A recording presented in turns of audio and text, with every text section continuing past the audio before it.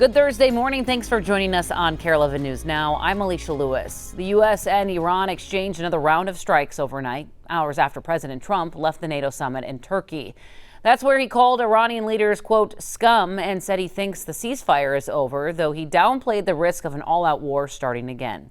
NBC's Alice Barr has the latest. Hi there. President Trump insists Iran still wants to make a deal for long-term peace, even as the two sides fired at each other for the second night in a row. The president is ramping up his rhetoric as well, saying he doesn't know if he can trust Iran will stick to an agreement. President Trump is back in Washington from the NATO summit in Turkey, flying at the same time the U.S. military launched a new round of strikes against Iran, hitting roughly 90 military targets, according to U.S. Central Command. We just hit them very hard, and I say we hit them 20-1 every time they hit us. Iran says it fired back against 4 U.S. bases in Bahrain and Kuwait. The Pentagon has not confirmed that or any damage. The second night in a row of strikes exchanged comes after President Trump declared Wednesday the ceasefire with Iran is over. To me, I think it's over. I don't want to deal with them anymore. They're scum. The flare-up started when Iran struck 3 commercial ships in the Strait of Hormuz earlier this week, despite promising to allow traffic to flow as part of the preliminary peace deal. That deal is now in question. They called a little while ago. They want to make a deal so badly. I just don't know if they're worthy of making a deal. I don't know that they're going to honor the deal. Oil prices are surging as President Trump threatened to reimpose the U.S. naval blockade on Iranian ships, while Iran's lead negotiator said the Strait of Hormuz will only be open under Iranian management. The president, though, said he does not expect a return to full-scale war. I don't think it's going to start again. I think it's going to go very quickly. That as he shifted course on another war while at the NATO summit, granting the president of Ukraine's request for a license to build its own Patriot missile defense systems to ward off increasing Russian attacks. Another note, President Trump left Turkey on the old Air Force One before changing to the new one gifted by Qatar at a stop in England. The president denied the swap had anything to do with security, but a source familiar with the president's plans told NBC News it was a security move out of an abundance of caution as they took off from a country that borders Iran.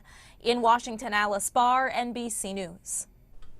Right now, parts of I-90 in southern Minnesota are being detoured because of flooding there. Take a look at this new video we got from a viewer out of Austin. You can see water rushing through the neighborhood, turning the street into a river as rain is still falling. Another viewer in Austin shared this video of her street with cars parked there floating in the water. Police there are advising residents to wait it out and just to stay home. You can find the latest updates on MnDOT's website. When just hours, union workers in Chisago County will be back at the negotiation table in hopes of bringing a 70-day strike to an end. It's now one of the longest public sector strikes in our state's history. Audrey Russo's at the Teamsters headquarters in Minneapolis with more details. When union reps and county negotiators come to the table today, some of the biggest issues to sort out are going to be health care plans and higher wages. Now, it's been nearly a half dozen times that these two parties have come to the table and still no dice. The county makes decisions and they say if you don't like it, you can leave. They could have left and taken different jobs, but they're here for the future of this county.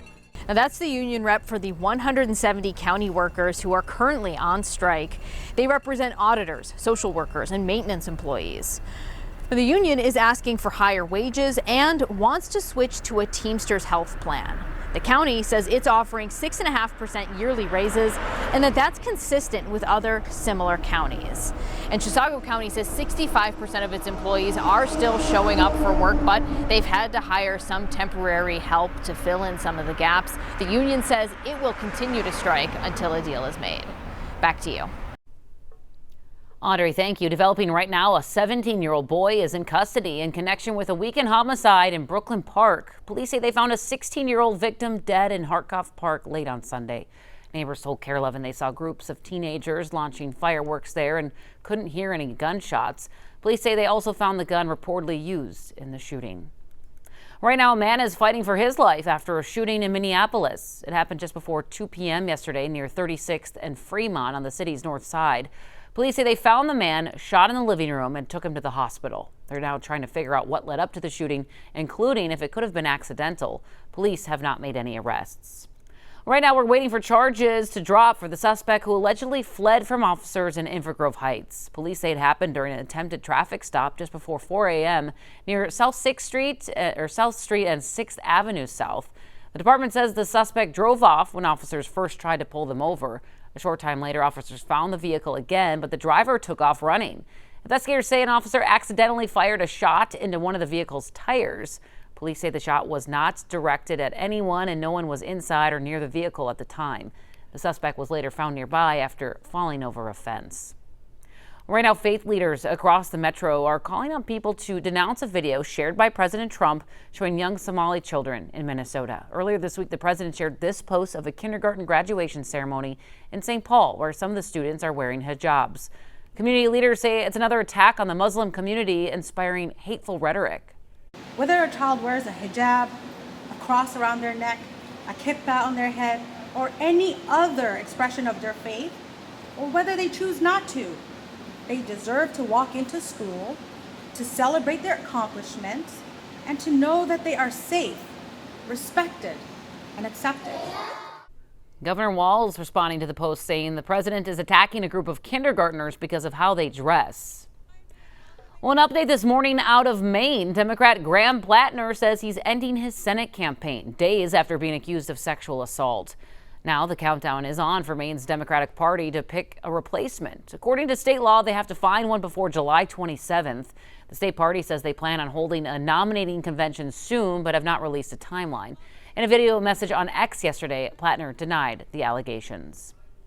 In just a few hours, the Minneapolis City Council will be asked to pause construction on Lyndale Avenue. There's growing frustration over the project's years-long impact on businesses. The project would add a two-way bikeway, more green space, improve lighting, and concrete medians to the area.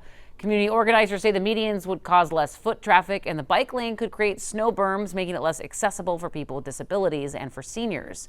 We, of course, will be sure to follow the latest developments when the meeting starts at 1:30. Heads up for drivers over on the West Metro. Traffic on 394 between St. Louis Park and downtown Minneapolis will be changing. The westbound lanes of 394 are now open, while the eastbound lanes are closed. Traffic heading into downtown will now take the easy pass lanes, meaning just 2 lanes of traffic heading into downtown and to 94. It's a change and project that MnDOT admits is very frustrating, but they say once the construction's done, it will be worth it.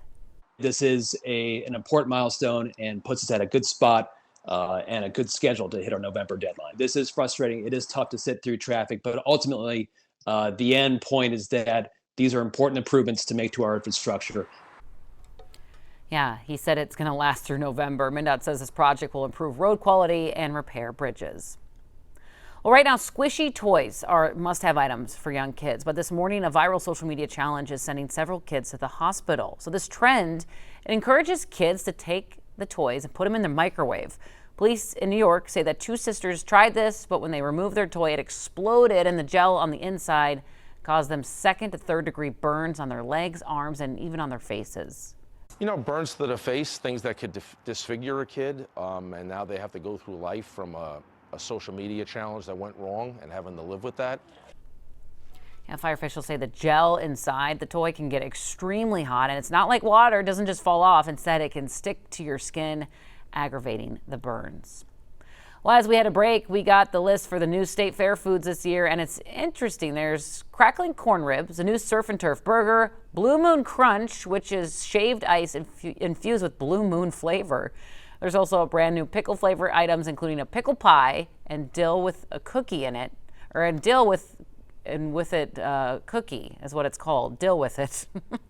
It does have dill pickles and fresh dill baked into the cookie, as well as white chocolate chips. It sounds like an interesting mix. We have the entire list of new foods at kare11.com. By the way, the fair is less than 50 days away. Stick with us. Weather coming up after the break.